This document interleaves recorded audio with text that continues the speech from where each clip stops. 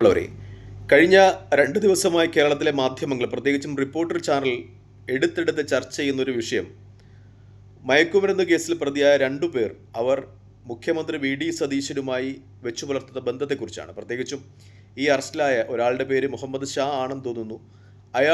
അയാളുടെ social media പേജിൽ post ചെയ്തിരിക്കുന്ന സതീശനുമൊത്തുള്ള ചിത്രമാണ്. മാത്രമല്ല, അദ്ദേഹത്തിന് നടത്തിയ ഇഫ്താർ വിരുന്നിലും ഈ പ്രതികളിൽ ഒരാൾ പങ്കെടുത്തു എന്ന രീതിയിൽ മാധ്യമ റിപ്പോർട്ടുകളുണ്ട്. ഒപ്പം അയാളുടെ വീട്ടിൽ സതീശൻ പോയി എന്നതുമായി ബന്ധപ്പെട്ടും മാധ്യമ റിപ്പോർട്ടുകളുണ്ട്. മാത്രമല്ല, അതുമായി ബന്ധപ്പെട്ട ഫോട്ടോകളുമൊക്കെ ഈ പ്രതികൾ അയാളുടെ ഫേസ്ബുക്ക് പേജിൽ അപ്ലോഡ് ചെയ്തിട്ടുണ്ട്. അത് സതീശനെ സംബന്ധിച്ച് അദ്ദേഹത്തെ പ്രതിരോധത്തിലാക്കുന്നു. പക്ഷേ ഏറ്റവും പ്രധാനപ്പെട്ട പ്രത്യേകത എന്തെന്ന് വെച്ചാൽ, ഇതുമായി ബന്ധപ്പെട്ട് സതീശൻ തൻ്റെ നിലപാടുകൾ വ്യക്തമാക്കുകയാണ്. അദ്ദേഹം പറയുന്നത് തനിക്ക് ഈ വ്യക്തികളെ അറിയാം, ഒരിക്കലും അദ്ദേഹം പറയുന്നില്ല ഈ വ്യക്തികളെ അറിയില്ല എന്ന്. ഇന്നലെ അദ്ദേഹം പത്രസമ്മേളനം നടത്തുമ്പോൾ ഈ പത്ര റിപ്പോർട്ടുകൾ, പ്രത്യേകിച്ചും ഈ റിപ്പോർട്ടർ ചാനലൊക്കെ പ്രതീക്ഷിച്ചു പോയത് സതീശൻ ഈ വ്യക്തികളെ അറിയില്ല എന്ന് പറയുന്നു. പിന്നെ ഇവരുമായി ബന്ധപ്പെട്ട് സതീശന് ബന്ധമുണ്ട് എന്ന് തെളിയിക്കുന്ന കുറച്ചധികം റിപ്പോർട്ടുകൾ റിപ്പോർട്ടർ ചാനൽ പുറത്തു കൊണ്ടുവരുന്നു. അങ്ങനെ സതീശനെ പ്രതിരോധത്തിലാക്കാമെന്ന ഉദ്ദേശത്തിലാണ് റിപ്പോർട്ടർ ചാനൽ ഉൾപ്പെടെയുള്ള ആളുകൾ ഇന്നലെ അദ്ദേഹത്തിൻ്റെ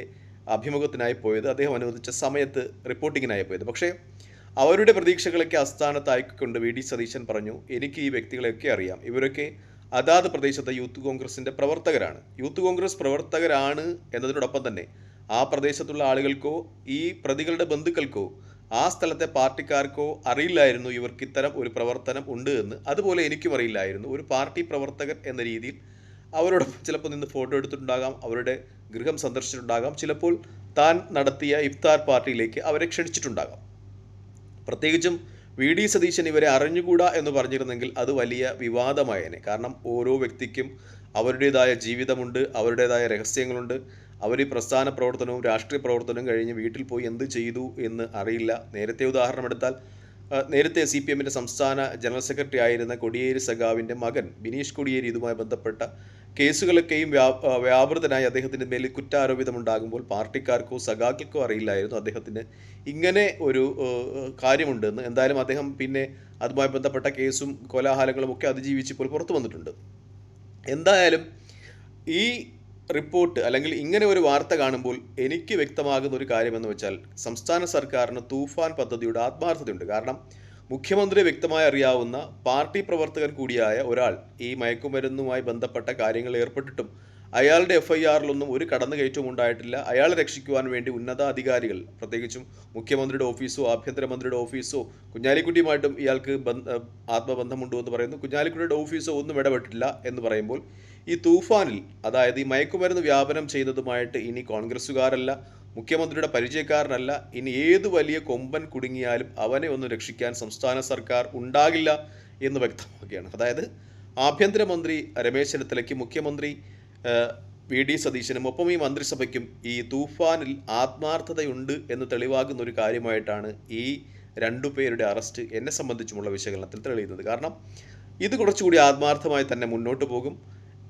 കുറ്റവാളികളൊക്കെ ഈ വ്യാപാരവുമായി ബന്ധപ്പെട്ട് എത്ര ഉന്നതരായാലും അറസ്റ്റ് ചെയ്യപ്പെടും എന്നു തന്നെയാണ് എനിക്ക് പറയാനുള്ളത്. അതിൻ്റെ ഏറ്റവും വലിയ ഉദാഹരണമാണ് ഈ മുഖ്യമന്ത്രിയുടെ വിരുന്നിൽ പങ്കെടുക്കുകയും അദ്ദേഹത്തോട് വ്യക്തിബന്ധം പുലർത്തുകയും ഒക്കെ ചെയ്ത ആളുകൾ അറസ്റ്റിലായിട്ടും അവരുടെ FIR-കളിൽ ഏതൊരുവിധ കടന്നുകയറ്റങ്ങളും ഉണ്ടായിട്ടില്ല. നമുക്കറിയാം, FIR-ഒക്കെ എഴുതിയാൽ പോലീസുകാരെയൊക്കെ സ്വാധീനിച്ച് ചെറിയ വകുപ്പുകളൊക്കെ എഴുതി ജാമ്യം കിട്ടാനുള്ള കാര്യങ്ങളൊക്കെ ചിലപ്പോഴൊക്കെ രാഷ്ട്രീയക്കാർ ചെയ്യാറുണ്ട്. അതൊന്നും ഇവിടെ ചെയ്യപ്പെട്ടിട്ടില്ല. ഇനി FIR അനുസരിച്ച് എൻ്റെ ഒരു വിശകലനത്തിൽ ഈ മയക്കുമരുന്ന് കേസിൽ ഉൾപ്പെട്ടിട്ട ആളുകൾക്ക് നല്ല കടുത്ത ശിക്ഷ തന്നെ കിട്ടും എന്ന കാര്യത്തിലും ഒരു സംശയവുമില്ല. ഇനി ഇത്തരം ബന്ധങ്ങൾ ഉണ്ടാകുന്നതിനെക്കുറിച്ച് കോൺഗ്രസ്സുകാരുടെ ഒരു രാഷ്ട്രീയം നമുക്കറിയാം, കുറച്ചുകൂടി ലിബറലാണ്. CPM നേതാക്കന്മാരെ കൂടി പോലെ ഒരു മസിൽ പിടുത്തമില്ലാത്ത ആളുകളാണ് അവർ. നമുക്ക് അവരെ സെക്രട്ടേറിയറ്റിലോ അവരുടെ ഓഫീസിലോ ഒക്കെ ചെന്ന് കാണാം, അവരുമായിട്ടൊരു ആത്മബന്ധം ഉണ്ടാക്കാം. അതിനുശേഷം അവർ എന്തെങ്കിലുമൊക്കെ ന്യായമായ ആവശ്യങ്ങളാണെങ്കിൽ അവർ വിളിച്ചാൽ സാധിച്ചു തരും. ഒരുപക്ഷെ അങ്ങനെ ഒരു ബന്ധം രൂപപ്പെട്ടിട്ടുണ്ടാകാം സതീശനുമായിട്ട്, പാർട്ടിക്കാരനാണെന്നൊക്കെ പറഞ്ഞ്. പ്രത്യേകിച്ചും ഈ 2 ആളുകളും, ഈ കേസിലകത്തായ ആളും സതീശനുമൊക്കെ എറണാകുളം ബേസ് ചെയ്ത് പ്രവർത്തിക്കുന്ന, എറണാകുളം കേന്ദ്രമായി പ്രവർത്തിക്കുന്ന ആളുകളാണ്. എറണാകുളം കേന്ദ്രമായി പ്രവർത്തിക്കുന്ന സതീശൻ എന്ന് പറയുന്ന സംസ്ഥാന നേതാവിനോട് ഒരുപക്ഷെ അവിടെ പ്രാദേശികമായി പ്രവർത്തിക്കുന്ന ഈ കേസിലെ പ്രതിയായ കോൺഗ്രസ്സുകാരന് ചിലപ്പോൾ ബന്ധമുണ്ടായേക്കാം, പരിചയമുണ്ടായേക്കാം എന്നത് സ്വാഭാവികമാണ്. അതിനപ്പുറം ഈ കേസിൽ മുഖ്യമന്ത്രിയുടെ ഓഫീസോ മുഖ്യമന്ത്രിയോ ഒന്നും ഇടപെട്ടിട്ടില്ല, മുഖ്യമന്ത്രിക്ക് ഇതുമായിട്ട് യാതൊരു ബന്ധവുമില്ല എന്ന് അരിയാഹാരം കഴിക്കുന്ന ആർക്കും വ്യക്തമാകുന്ന കാര്യമാണ്. ഞാൻ നേരത്തെ പറഞ്ഞതുപോലെ വി.ഡി. സതീശനെ ചിലപ്പോൾ കണ്ടിട്ടുണ്ടാകാം, ഒരേ ജില്ല കേന്ദ്രമാക്കി പ്രവർത്തിക്കുന്ന ആളുകളാണ്, പിന്നെ അവർ തമ്മിൽ പരിചയമുണ്ടായേക്കാം.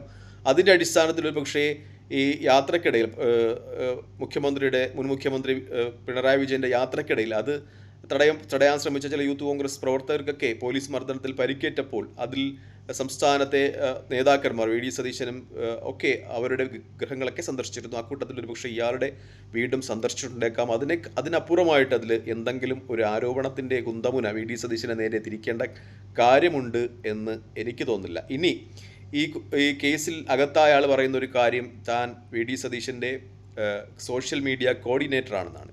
സോഷ്യൽ മീഡിയ കോർഡിനേറ്റർ ആണ് എന്ന് വ്യക്തമായ തെളിവുകളൊന്നുമില്ല. നമ്മൾ ഈ എവിടെ സെർച്ച് ചെയ്ത് നോക്കിയാലും ഫാക്ട് ചെക്ക് നോക്കിയാലും ഇയാൾ അങ്ങനെ ഒരു സോഷ്യൽ മീഡിയ കോർഡിനേറ്റർ ആണെന്ന് കാണുന്നില്ല. അത് അയാളുടെ മാത്രം അവകാശവാദമാണ്. വി.ഡി. സതീശൻ എവിടെയും പറഞ്ഞിട്ടില്ല. നമ്മുടെ നാട്ടിലെ രാഷ്ട്രീയക്കാരുടെ ഒരുപാട് ഫാൻസുകളുണ്ട്, ഒരുപാട് ആരാധകരുണ്ട്. വി.ഡി. സതീശനും രമേശ് ചെന്നിത്തലയ്ക്കും പിണറായി വിജയനും ഒക്കെ ഒരുപാട് ആരാധകരുണ്ട്. അവരുടെ രാഷ്ട്രീയ നിലപാടുകളും ഇടപെടലും കൊണ്ട് ഒരുപാട് ആരാധക വൃദ്ധങ്ങളുണ്ട്.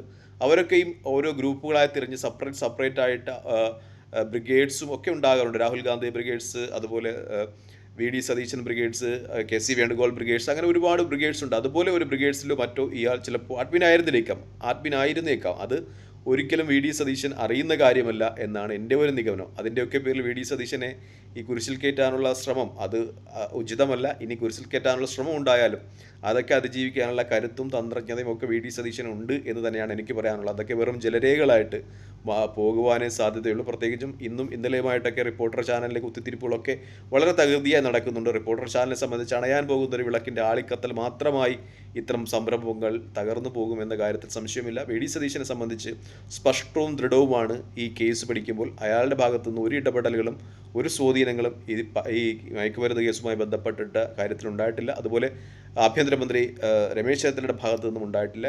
ഈ സംരംഭം, അതായത് ഈ തൂഫാൻ പോലെയുള്ള പദ്ധതികൾ മുന്നോട്ട് പോകും എന്ന് തന്നെയാണ് എൻ്റെ പ്രതീക്ഷ. അങ്ങനെ മുന്നോട്ട് പോകേണ്ടതുണ്ട്. ഇത് തന്നെ നൽകുന്നത് ഒരു ശുഭസൂചനയാണ്. കോൺഗ്രസിൻ്റെ ഉന്നത നേതാക്കന്മാരുമായി ബന്ധമുള്ള ഒരാൾ ഈ കേസിൽ ഇൻവോൾവ് ആണ് എന്ന് കണ്ടിട്ടും അയാൾക്കെതിരെ ശക്തമായി തന്നെ നടപടിയുമായി സംസ്ഥാന സർക്കാരും പോലീസും മുന്നോട്ട് പോകുന്നു. കോടതിയുടെ മുന്നിൽ ആ കേസ് എത്തുന്നു. FIR ഒക്കെ വളരെ സ്ട്രോങ് ആയിട്ടാണെന്ന് പറയുമ്പോൾ തന്നെ ഈ കേസിൽ ഈ സംരംഭത്തിൽ ഈ മയക്കുമരുന്ന് തുടച്ചു നടക്കുവാനുള്ള ഉദ്യമത്തിൽ സംസ്ഥാന സർക്കാരിന് ഉത്തമമായ ഒരു മുൻകാഴ്ചയുണ്ട്, അല്ലെങ്കിൽ ഉത്തമമായ ഒരു നേർരേഖയോട് തന്നെയാണ് സർക്കാർ മുന്നോട്ട് പോകുന്നത് എന്ന് വ്യക്തമാണ്. ബാക്കിയുള്ള റിപ്പോർട്ടർ ചാനലൊക്കെ ഈ ഇടപെടലുകളും കുത്തിത്തിരിപ്പുകളും ഒക്കെ വെറും ജലരേഖകളായി നമുക്ക് മാറിപ്പോകും എന്ന് തന്നെയാണ് എൻ്റെ ഒരു വീക്ഷണവും വിലയിരുത്തലും. തൽക്കാലം ഈ വീഡിയോ ഇടുവാങ്ങുകയാണ്. മറ്റൊരു വീഡിയോ കാണുന്നത്. നന്ദി, നമസ്കാരം, ജയ് ഹിന്ദ്.